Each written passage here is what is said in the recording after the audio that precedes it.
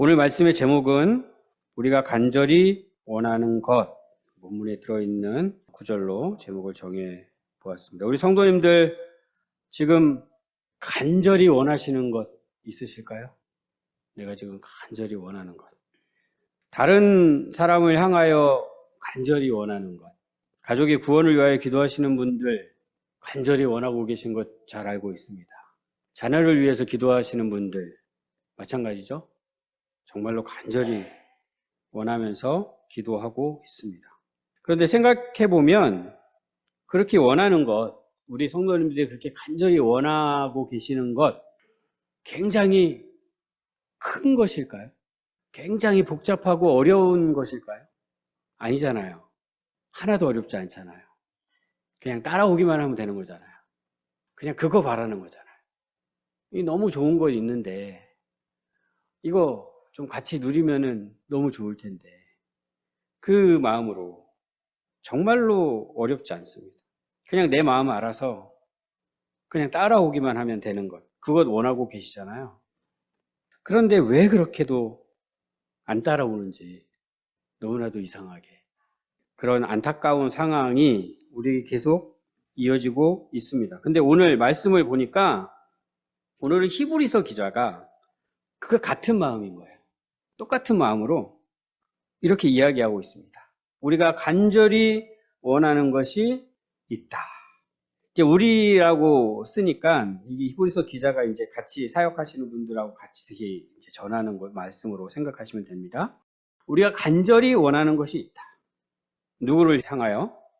1차적으로는 이 편지를 받는 수신자들에게 이 말을 하는 건데 오늘 이 시간에는 우리를 향하여 히브리서 기자가 우리를 향하여 너희들이 이렇게 되기를 내가 간절히 원한다. 이 말씀을 지금 하고 있습니다. 입장을 바꿔놓고 생각을 해보자고요. 이게 그렇게도 크고 복잡하고 어려운 것이기에 이렇게 이야기하는 것인가? 아니라는 겁니다. 정말 간단한 것. 히브리서 기자의 마음을 알아서 그래. 그렇게 원하는데 그렇게 좋은 것이라는데 그래. 나도 따라가자. 하기만 하면 되는 것. 그것이 무엇인지 오늘 확인을 해보도록 하겠습니다. 9절을 제가 다시 읽어드릴게요. 사랑하는 자들아 우리가 이같이 말하나 너에게는 이보다 더 좋은 것 곧 구원에 속한 것이 있음을 확신하노라. 사랑하는 자들아 이렇게 부르고 있습니다. 히브리서에서는 딱 여기에만 있는 표현이에요. 사랑하는 자들아. 이런 표현을 쓰는 목사님들이 있어요. 사랑하는 성도 여러분 이러면서 설교하시는 분이 계시거든요. 되게 부러워요. 저는 못하겠어요. 진짜 우리 성도님들을 사랑하지만 이 표현하는 건 정말 어렵더라고요. 근데 이 히브리서 기자가 지금 성경을 쓰는데 이 표현을 지금 쓰고 있는 거예요. 딱 여기서만. 딴 데는 형제들아 이러거든요. 딴 데서는 그렇게 부르는데 여기서만 딱. 이 이유가 있어요. 지난 시간에 생각했던 우리 말씀이 있다는 거죠. 사실 지난 시간 말씀은 굉장히 우리에게 충격적인 말씀입니다. 근데 다 잊어버리셨죠? 이렇게 충격적인 말씀을. 누구 책임이에요? 설교자 책임이죠. 설교자가 진짜 충격적으로 강력하게 전해야 할 말씀이었는데 그냥 우리 성도님들 상처받을까 봐 그냥 살살살살 전해가지고 별로 기억에도 남지 않잖아요. 다시 말씀드릴게요. 어떤 말씀이었냐면 이미 은혜를 받았었는데 그럼에도 불구하고 배교를 하는 자가 있고 그런 자들은 다시 돌이킬 수 있는 기회가 없다. 무시무시한 말씀이잖아요. 이런 무시무시한 말씀을 전하고 나서 이제 분위기를 좀 바꾸려는 거예요. 그렇지만 사랑하는 자들아. 이 앞에 말씀 가지고 상처 입은 사람들은 소용없어요. 이거 아무리 사랑하는 자들아 해도 늦었거든? 이럴 수 있는 상황인데 히브리서 기자는 담대하게 사랑하는 자들아 내 얘기를 잘 들어봐. 그러면서 오늘은 반대 이야기를 하고 있습니다. 희망적인 메시지를 전해주고 있어요. 우리가 이같이 말하나 우리가 그런 이야기를 했는데 내가 지금 충격적인 얘기를 했는데 이것이 정말 꼭 필요해서 내가 이야기를 하기는 했지만 어떤 내용이요?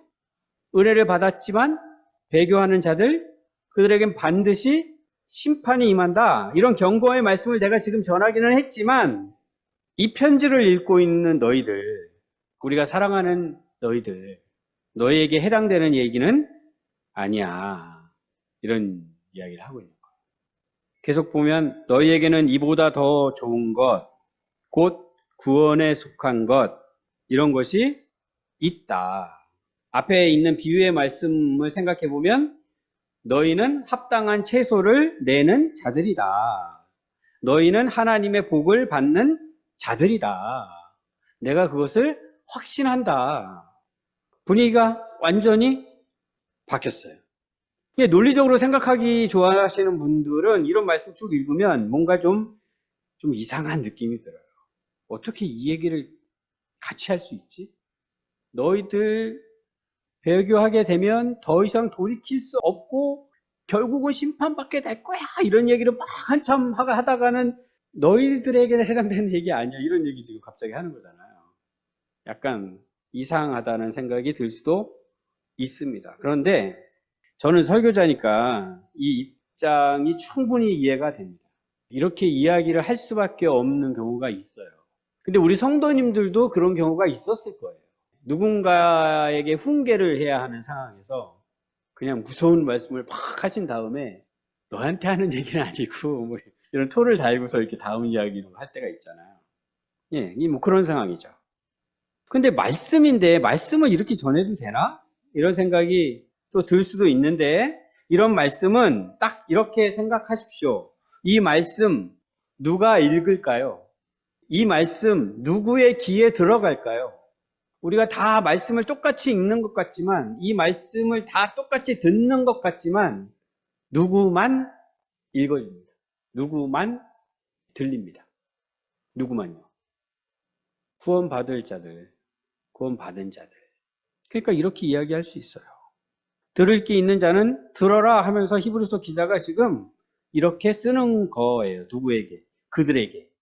사랑하는 자들아. 해당되지 않는 사람들은 읽지 말아야죠. 듣지 말아야죠. 그래서 확신한다 이렇게 이야기할 수 있고요. 또 한편으로는 이런 표현은 너희들이 반드시 이렇게 되기를 내가 바란다. 이런 마음이죠. 뭐 너희들이 반드시 이렇게 해야 한다. 이런 말씀인 거죠. 그렇게 이해하고 읽으시면 되겠습니다. 그러니까 이런 말씀 읽으면서 히브리서 기자가 사람들을 딱 보고서는 다 알 수 있다는 건가? 너의 행동 거지를 보면 내가 알 수 있어. 너는 심판받을 자인지 아니면 구원받을 자인지 이런 얘기 아니고요. 또 이런 말씀 읽으면서 그러면은 누구누구는 심판받겠네? 누구누구는 구원받겠네? 이런 생각하라는 거 아닙니다. 그런 말씀 아니에요. 그런 생각으로 이어가시면 안 됩니다. 10절 말씀에서는 그렇게 확신할 수 있는 근거를 제시하고 있습니다. 다시 읽어드릴게요. 하나님은 불의하지 아니하사 너희 행위와 그의 이름을 위하여 나타낸 사랑으로 이미 성도를 섬긴 것과 이제도 섬기고 있는 것을 잊어버리지 아니하시느니라. 10절 앞에는 왜냐하면이 빠져 있습니다. 원문에는 왜냐하면이 들어가 있어요. 앞에의 이유를 지금 설명하는 말씀이에요. 성경에 메모하시는 분들은 이런 거는 그냥 이렇게 적어 놓으셔도 좋을 것 같아요. 하나님은 불의하지 아니하시다. 하나님은 의로우시다. 이런 걸 이제 강조할 때 이런 식으로 표현하죠. 불의하지 아니하시다. 사람들이 그럴 때가 있어요. 신은 없어. 신은 존재하지 않아. 어떨 때 이런 이야기를 합니까? 세상이 이렇게 엉망진창으로 돌아가는데 어떻게 신이 가만히 있을 수 있어? 따라서 신은 없어. 이렇게 이야기합니다. 믿는 사람들 중에서도 그렇게 이야기할 때가 있어요. 너무나 힘든 거예요. 너무나 견디기 어려운 거예요. 아무리 기도를 하는데도 상황이 바뀌지 않아요. 하나님은 아무 말씀도 안 하시고 아무 응답도 안 하시고 아무 액션을 취하지 않으세요. 그럴 때 하나님 너무하시다 이런 생각을 하면서 시작된 생각이 하나님 없는 거 아니야? 거기까지 가는 거죠. 그런데 오늘 히브리서 기자는 이렇게 말씀을 해주십니다. 하나님은 불의하지 않으시다. 아무 말씀 안 하시는 것 같고 아무 일도 안 하고 계신 것 같아도 하나님은 살아 계신다. 하나님은 의로우시다. 그래서 너희들이 행위, 사랑, 섬김 어떻게 했는지 다 보고 계신다. 다 기억하고 계신다. 이 히브리서 편지를 받는 수신자들의 행위, 사랑, 섬김 이미 앞에서도 제가 소개를 해드린 적이 있습니다. 그들이 얼마나 신앙생활을 잘하는 자들이었는지, 얼마나 지체들을 사랑하고 섬겼는지, 언약나무교회 성도님들처럼, 그죠? 한국교회 많은 성도님들처럼 정말 잘 섬겨요. 정말 잘 섬겨요. 너무나 잘 섬겨요. 그런데 우리가 여기서 상황을 정리하고 좀 넘어가야 돼요. 지금 히브리서 기자가 이 편지를 왜 쓰고 있느냐? 그들이 너무나도 힘든 상황에 지금 처해 있다는 거죠. 신앙생활을, 믿음을 지켜가기에 너무나도 힘든 상황. 그래서 자칫 믿음을 포기할 수도 있는 상황. 그래서 이 편지를 쓰고 있습니다. 믿음을 지켜야 된다. 이런 내용으로 편지를 쓰고 있는 거예요. 근데 지금 6장 이 말씀이 어떤 맥락에서 전해주고 있는지 말씀을 드렸었는데 다시 한번 확인시켜 드릴게요. 5장에서 시작된 말씀인데 히브리서 기자가 너희들이 믿음을 잘 지키기 위하여 이것을 알아야 한다 하면서 예수님이 어떤 분이시냐? 멜기세덱과 관련이 있으신 분이시다. 이 이야기를 지금 설명을 하려고 하는 거예요. 그러다가 갑자기 멈춰요. 못하겠다. 왜요? 너희들이 듣는 것에 둔하다. 듣는 것이 둔해서 둔하다, 게으르다 이런 의미라고 했었는데 너희들이 자라가야 되는데 믿음이 계속 자랐어야 했는데 자라지를 못했어. 아직 젖을 먹어야 되는 어린아이들이야. 이것을 계속 내버려 두면 어떻게 되느냐? 정말 이 힘든 상황이 계속되면 너희들이 이 믿음을 포기할 수도 있다. 배교하게 될 수도 있다. 그렇게 되면 돌이키지 못하게 될 수도 있다. 이런 말씀을 먼저 준 거예요. 그런데 오늘은 다시 뭐라고 이야기를 해요? 그들이 사랑으로 잘 섬기는 자들이다. 이게 좀 앞뒤가 안 맞는 것 같지 않으세요? 어떤 상황이지? 이럴 수 있는 걸까요? 이럴 수 있습니다. 지금 우리도 이렇게 하고 있을 수 있거든요. 지금 많은 한국 교회 신앙인들이 이렇게 하고 있을 수 있거든요. 실제로 하고 있습니다. 예수님을 믿고 신앙생활은 정말 열심히 해요. 세계에 내놔도 한국교회 크리스찬들의 열심 정말 우위에 서 있어요. 정말 열성적이고 열심히 합니다. 그런데 복음의 진리를 아는 것에 관해서는 어떠냐? 어떻다고요? 어린아이라고요. 그 정도 신앙생활 하면 이제는 장성해서 누군가를 복음으로 가르칠 수 있는 정도는 되는 것이 당연한 것인데 마땅한 것인데 못하는 거죠. 예수님을 믿으면 구원을 받아요. 죽어서 천국 가요. 정도는 알아요. 근데 성경 66권을 통하여 하나님께서 우리에게 알려주시는 것이 있잖아요. 그렇게 간단한 것만 알면 되면은 이게 왜 필요하겠습니까? 한 페이지짜리 요약집으로 가능하죠. 그것만 들고 다니면 되죠. 하나님께서 왜 이렇게 66권의 책을 우리에게 남겨주셨을까요? 그렇게 간단하게 알고만 끝나면 안 된다는 거예요. 이 복음의 진리를 더 가능하면 깊이 깨달아 알아야 한다. 그것이 장성하는 것이다. 잘하는 것이다. 마땅히 그렇게 되어야 한다. 그런데 한국교회 신자들은 우리는 어떻게 하고 있다? 예수님을 믿고 신앙생활은 정말 열심히 충성을 다하면서 하고 있는데 복음을 제대로 아는 것에 대해서는 여전히 어린아이다. 히브리서 기자가 히브리 그리스도인들에게 이 편지를 써서 보낸 것인데 지금 우리들의 모습을 보니까 이건 딱 우리에게 보낸 편지인 거예요. 저는 그렇게 생각하는데 우리 성도님들은 어떻게 생각하십니까? 그래서 오늘 본문 말씀도 딱 우리에게 필요한 말씀. 딱 나에게 필요한 말씀. 이제 11절, 12절까지 말씀을 유심히 잘 읽어보십시오. 오늘 말씀 제목이 나오는 말씀입니다. 우리가 간절히 원하는 것은 너희 각 사람이 동일한 부지런함을 나타내어 끝까지 소망의 풍성함에 이르러 게으르지 아니하고 믿음과 오래 참음으로 말미암아 약속들을 기업으로 받는 자들을 본받는 자 되게 하려는 것이니라.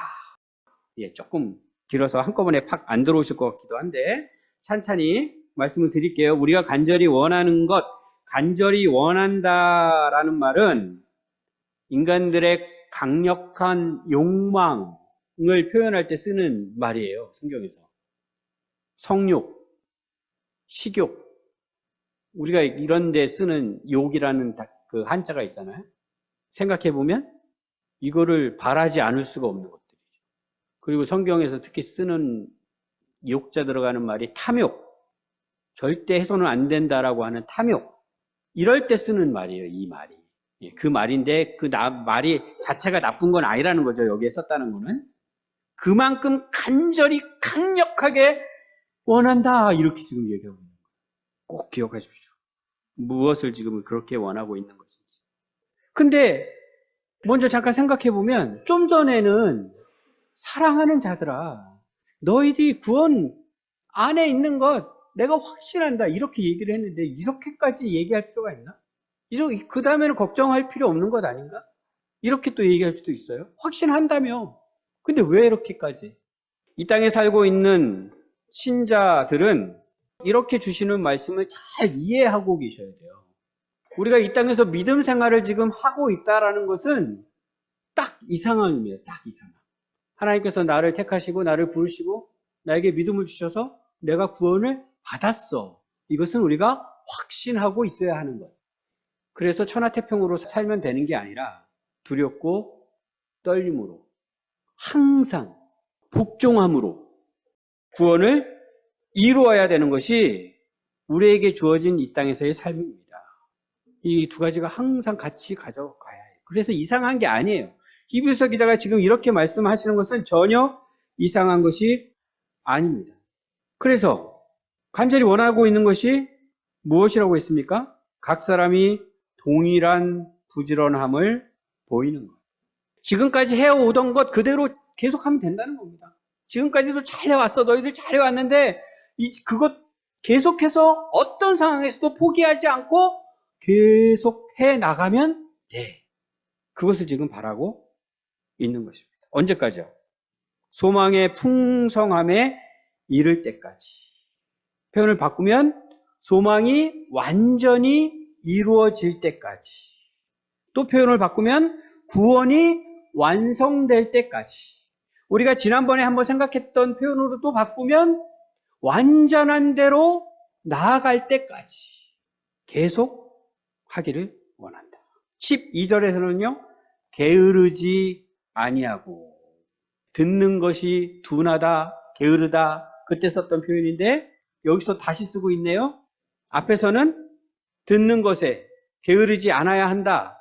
이 표현을 썼다면 여기서는 그렇게 사랑으로 섬겼던 그것 역시도 계속해서 게으르지 않게 해야 한다. 그것을 원한다. 알매 있어서도 게으르지 말아야 하고 행함에 있어서도 게으르지 말아야 한다. 이 말씀을 주시는 겁니다. 그리고 나서 그 다음에는 본을 받는 자가 되기를 간절히 원한다. 이 말씀을 주시는 거예요. 본을 받는 자가 되라. 누구를요? 약속을 기업으로 받는 자들. 표현이 조금 어려운데 나중에 설명 지나고 나면 그렇게 어렵지는 않을 거예요. 그 대표적인 인물이 아브라함으로 13절부터 소개되고 있거든요. 아브라함 생각하면 됩니다. 아브라함이 누구냐? 약속을 기업으로 받은 자들. 약속을 기업으로 받은 자. 근데 그 약속을 기업으로 어떻게 받을 수 있느냐? 믿음과 오래 참음으로. 아브라함이 믿음으로 또 오래 참음으로 그 약속을 기업으로 받았다. 그를 본받는 자가 되기를 원한다. 이 말씀입니다. 여기서는 아브라함에 대해서 소개를 하고 있고요. 저 뒤에 이제 잘 아시잖아요. 히브리서 11장에 가면 그 믿음의 선진들, 우리가 본을 받아야 할 믿음의 선진들을 또 나중에 쫙 소개를 합니다. 그거 생각하시면 돼요. 아브라함이 약속을 기업으로 받았다. 이것이 어떻게 가능합니까? 우리가 기본적으로 알고 있는 신학적인 생각은 하나님이 택하셨다. 그렇죠? 하나님이 부르셨다. 그렇죠? 하나님께서 믿음을 주셨다. 그죠? 그렇게 약속을 기업으로 받았죠. 이거는 이제 하나님 편에서. 하나님께서 어떻게 하셨는지에 대해서 이야기할 때 우리가 그렇게 설명할 수 있어요. 근데 여기서는 지금 그걸 얘기하고 있는 게 아니라 아브라함 편에서. 아브라함 편에서는 어떻게 그것을 약속을 기업으로 받았느냐? 무엇으로? 믿음과 오래 참음으로. 이것을 본을 받아야 된다는 거예요.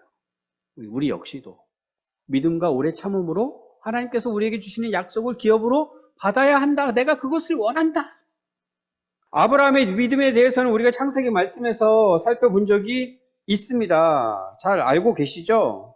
아브라함의 믿음이 어떠했는지, 어떤 인식을 가지고 계셔요? 아브라함의 믿음이 훌륭합니까? 아니, 별 볼 일 없습니까? 예, 제가 말씀을 전할 때는 여러분들의 환상을 좀 깨려고 좀 전했는데 잘 전했는지 모르겠네요.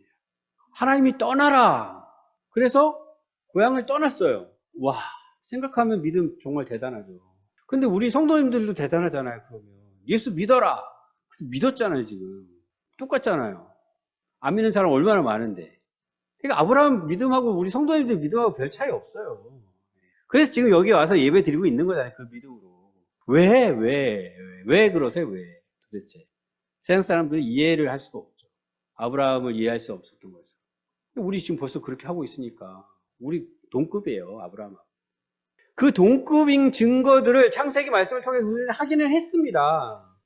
내가 너희 자손을 번성하게 할 거야 약속 주셨잖아요. 이 약속이잖아요.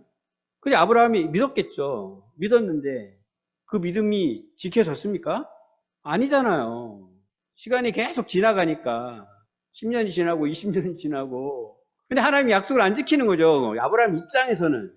그러니까 생각이 자꾸 변하죠. 어떻게 해요? 사라의 몸에서 태어난 아기가 아닌가 봐. 이 생각을 바뀌잖아요. 그 믿음을 우리가 칭찬할 수 있어요? 인정할 수 있습니까? 근데 딱 그게 누구 모습이에요? 우리 모습이잖아요. 그러니까 동급이라니까요. 아브라함과 우리는 동급입니다. 전형적으로. 그래가지고 다른 아들 또 종을 이제 후계자로 삼으려고 하기도 했었고. 그러니까 그런 다른 생각들을 자꾸 한단 말이에요. 하나님께서 약속을 해주셨는데 그 약속을 믿기는 믿는데 그 약속을 그대로 그 뜻이 무엇인지 파악해가지고 제대로 믿는 것이 아니라 슬그머니 현실적으로 하나님은 약속을 이렇게 하셨지만 이것이 현실적으로는 이런 건가 봐. 자기 생각으로 바꿔서 신앙생활 지금 하는 거잖아요. 아브라함이. 이걸 어떻게 인정할 수 있냐고요. 아브라함도 그랬어요. 아브라함도. 그런데 결정적으로 아브라함의 믿음을 인정하지 않을 수 없는 그 사건이 있잖아요. 아들을 바쳐라. 와, 이거는 인정하지 않을 수가 없죠. 이거는 지금 저에게 말씀을 하셨다고 해도 저는 순종하지 못해요. 절대 순종하지 못해요. 어떻게 그게 가능해요? 근데 하나님께서는 그걸 아시고 저에게는 그런 말씀을 절대로 안 하세요. 그런데 지금은 우리에게 하나님께서 절대로 순종할 수 없는 다른 것을 말씀하세요. 믿음이 아니고서는 절대로 순종할 수 없는 다른 것을 말씀하십니다. 그와 똑같은. 그리고 우리는 믿음으로 그것을 순종해야 합니다. 누구처럼요? 아브라함처럼. 그 본을 받았으면 좋겠다. 내가 이것을 간절히 원한다. 이렇게 지금 편지를 쓰고 있어요. 13절 이하의 말씀은 바로 그 시험을 통과했을 때 하신 말씀 소개하고 있습니다. 13절 읽어드릴게요. 하나님이 아브라함에게 약속하실 때에 가리켜 맹세할 자가 자기보다 더 큰 이가 없으므로 자기를 가리켜 맹세하여 이르시되 내가 반드시 너에게 복주고 복주며 너를 번성하게 하고 번성하게 하리라 하셨더니 그가 이같이 오래 참아 약속을 받았느니라. 우리가 아브라함의 본을 이제 받아야 하는데 이 히브리서 기자의 소원대로 무엇으로? 믿음으로 또 하나 오래 참음으로. 약속을 받았다. 그것은 약속을 이제 주셨다 그게 아니라 약속이 이루어졌다라는 의미입니다. 약속이 이루어졌다. 무엇으로 약속을 그가 받았는가? 오래 참음으로. 이것이 아브라함의 믿음, 아브라함의 오래 참음. 우리가 본받아야 할 것. 여기서 약속이 나오고요. 맹세가 나옵니다. 그걸 이제 두 가지라고 표현을 하는데 약속은 잘 알고 계시죠? 하나님께서 우리에게 약속해 주신 것. 우리 교회 이름이 언약나무 교회인데 약속 모르시면 안 돼요. 하나님께서 우리에게 약속을 주셨습니다. 그 약속을 잘 알아야 돼요. 대충 하시면 안 돼요. 대충 하면 그냥 어린아이로 남아있는 거고요. 그 약속이 얼마나 영광스럽고 풍성하고 좋은 것인지 제대로 아셔야 됩니다. 자랑하지 않고는 견딜 수가 없어요. 그런데 맹세는 또 뭐냐? 아브라함이 그 시험에 통과한 다음에 하나님께서 아브라함에게 이렇게 말씀하십니다. 내가 나를 가리켜 맹세하노니. 이렇게 하면서 말씀하시는 거예요. 약속은 이미 하셨는데 이번에는 맹세를 하고 계셔요. 맹세를 언제 합니까? 우리가. 내가 그 약속 꼭 지킬게 하는 게 맹세잖아요. 꼭 지킬게. 맹세. 근데 누구를 걸고 맹세하잖아요. 꼭 누구를 걸고. 안 믿으니까. 누구를 걸고 맹세합니까? 나보다는 더 큰 분을 걸고 맹세를 해요. 우리 친구들 같은 경우에는 엄마를 주로 걸고 맹세를 합니다. 우리 크리스찬 같은 경우에는 하나님을 걸고 막 맹세를 합니다. 그러니까 자기 거짓말 의심받을 때 자기 결백하다. 그럴 때 또 맹세하죠. 하나님을 걸고 맹세. 이게 진짜야. 이러면서. 16절에 그 얘기를 하고 있어요. 사람들은 자기보다 더 큰 자를 가리켜 맹세하나니 맹세는 그들이 다투는 모든 일에 최후 확정이니라. 그렇게 맹세하면 그냥 정말 하나님을 걸고 맹세 함부로 하면 안 되는 건데 너무나도 억울하니까 나의 진심을 알아주라는 바람으로 하나님을 걸고 맹세해버리면 그 다음부터는 논쟁이 필요 없는 거예요. 끝난 거예요. 그런 의미라는 거죠. 근데 하나님께서 그 맹세를 하셨다는 거예요. 하나님께서. 하나님이 그런 분이십니까? 우리가 의심할 만한 분이십니까? 하나님은 맹세가 필요 없는 분이죠. 그냥 약속하시면 끝이죠. 하나님은. 그런데 맹세를 또 하고 계시는 거예요. 왜? 우리를 위해서. 우리의 그 믿지 못하는 우리의 그 불신 때문에 그래도 못 믿겠니? 내가 한 약속인데도 못 믿겠니? 그래 맹세할게. 내가 그럼 누구를 걸고 맹세하지? 그래 나를 걸고 맹세할게. 지금 이 말씀이에요. 아브라함이 그렇게 맹세하십니다. 그 하나님께서 더 이상 왈가왈부하지 않게끔 우리를 위해서 맹세를 하십니다. 그 말씀이 17절이에요. 하나님은 약속을 기업으로 받는 자들에게 그 뜻이 변하지 아니함을 충분히 나타내시려고 그 일을 맹세로 보증하셨나니. 약속을 기업으로 받는 자들에게 하나님께서 맹세하십니다. 아브라함을 위해서만 아니고요. 약속을 기업으로 받는 우리에게도, 우리를 위해서도. 18절에서 이렇게 이야기합니다. 이는 하나님이 거짓말을 하실 수 없는 이 두 가지 약속, 맹세 이야기하는 것입니다. 변하지 못할 사실로 말미암아 앞에 있는 소망을 얻으려고 피난처를 찾은 우리에게 큰 안위를 받게 하려 하십니다. 우리를 뭐라고 지금 설명하고 있습니까? 소망을 얻으려고 피난처를 찾은 우리가 그런 존재라고 소개하고 있습니다.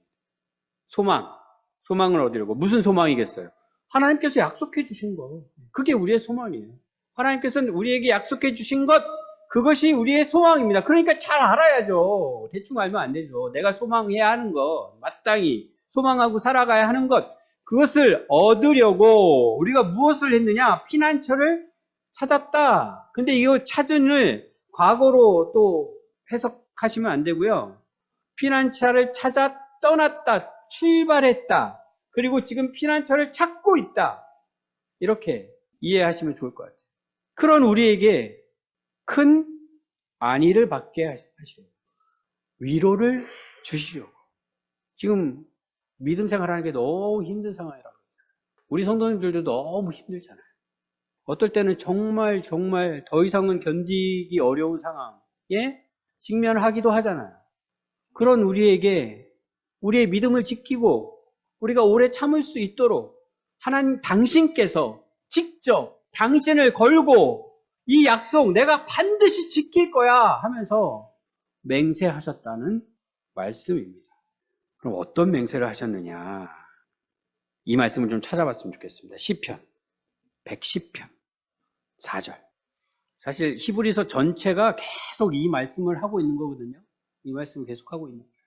근데 딱 이 말씀이 이렇게 되어 있습니다. 같이 읽어보겠습니다. 시작. 여호와는 맹세하고 변하지 아니하시리라. 이르시기를 너는 멜기세덱의 서열을 따라 영원한 제사장이라 하셨도다.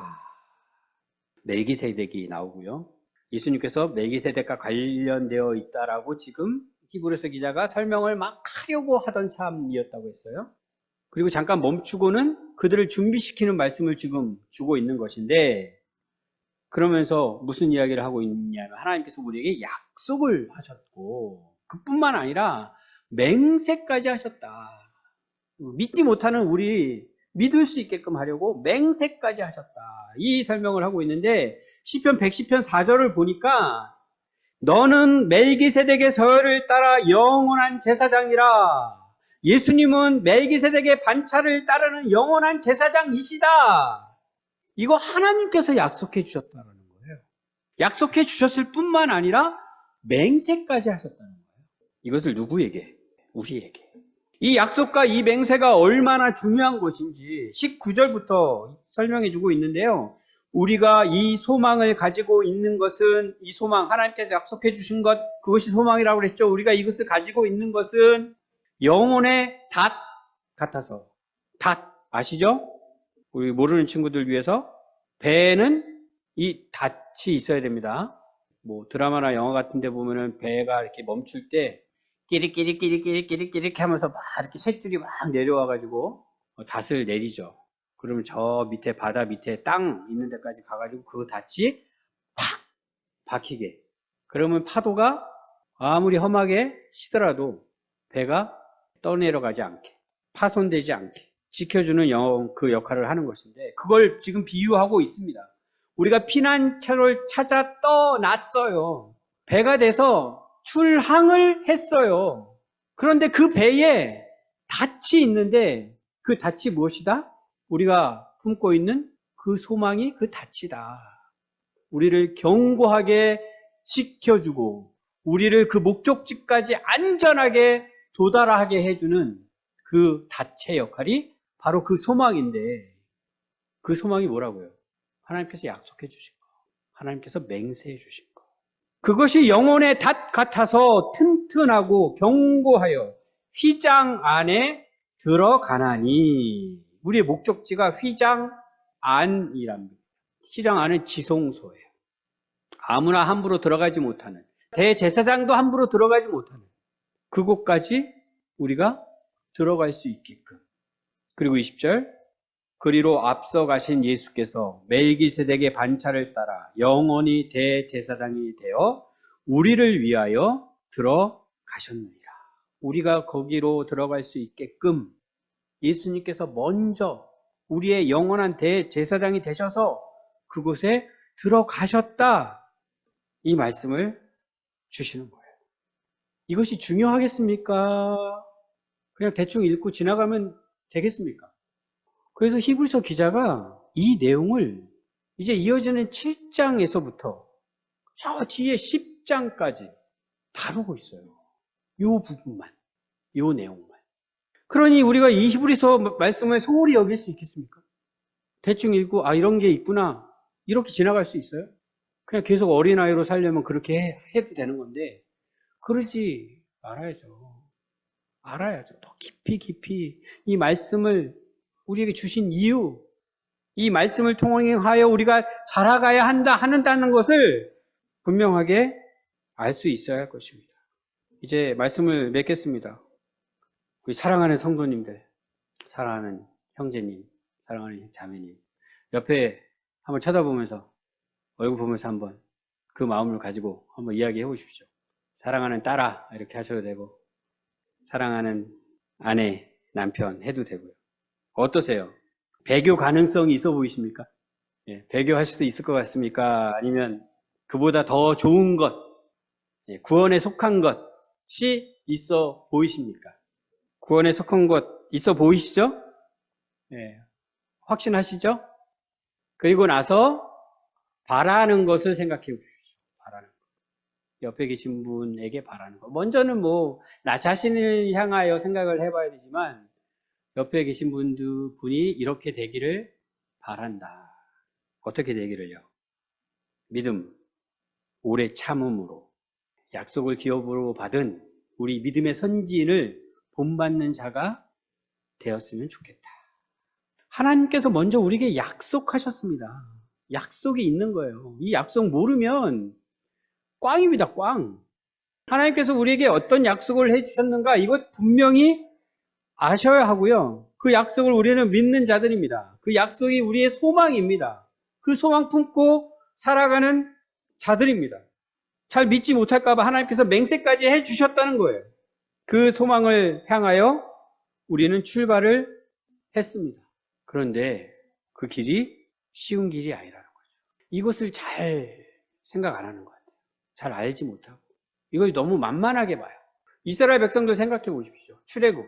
노예 생활하던 곳에서 떠났어요. 좋잖아요. 좋은 거잖아요. 출발을 했어요. 당장 그 길이 쉬워요? 어려워요. 먹을 게 없고 마실 게 없고 어디로 가야 될지도 모르고 길은 왜 이렇게 험한지 잠자리는 왜 이렇게 불편한지 당장 무슨 생각을 해요? 돌아가자. 이 믿음으로? 아니죠. 오래 참음으로? 아니죠. 어떻게 돼요? 심판받아요. 우리가 가는 믿음의 길이 그런 길입니다. 결코 쉬운 길이 아닙니다. 그 길은 너무나도 좁고요. 너무 불편합니다. 너무 힘듭니다. 너무나 고됩니다. 예수님 믿고 잘 됐으면 좋겠습니다. 우리에게 약속해 주신 것은 틀림없어요. 우리가 가져야 될 소망은 틀림없어요.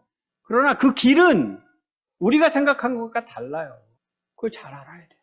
그래서 우리에게는 믿음이 필요하고 오래 참음이 필요합니다. 그런데 그냥 우리에게만 맡겨두신 것이 아니고요. 하나님께서 얼마나 신실하신지 아까 약속하신 것 맹세하셨다고 했잖아요. 그것을 이미 이루셨습니다. 독생자 예수 그리스도를 우리의 대제사장으로 주셨어요. 이미. 이번 주가 고난주간, 다음 주가 부활절인데 그것을 우리가 잘 아는 자들 아닙니까? 그 약속을 이루신 하나님, 우리가 살고 있는 이 현실이 힘들고 어렵고 그래서 정말 견딜 수가 없는 그런 상황이라고 그렇게 약속하시고 맹세하시고 신실하게 그것을 다 이루신, 지금도 이루고 계신 하나님을 향한 믿음을 우리가 포기할 수 있냐? 그럴 수 없죠. 우리의 신앙생활은 결국은 믿음입니다. 그리고 믿음으로 오래 참는 겁니다. 우리 성도님들이 이렇게 되기를 간절히 원합니다. 믿음의 조상 아브라함의 본을 받기를 믿음으로 오래 참음으로 지금처럼 지금 해오신 것처럼 여태까지 해오신 것처럼 잘하고 계셔요. 그렇게 쭉 견디시면서 믿음을 지키는 우리 성도님 되기를 간절히 원합니다. 이거는 따르실 거죠? 네.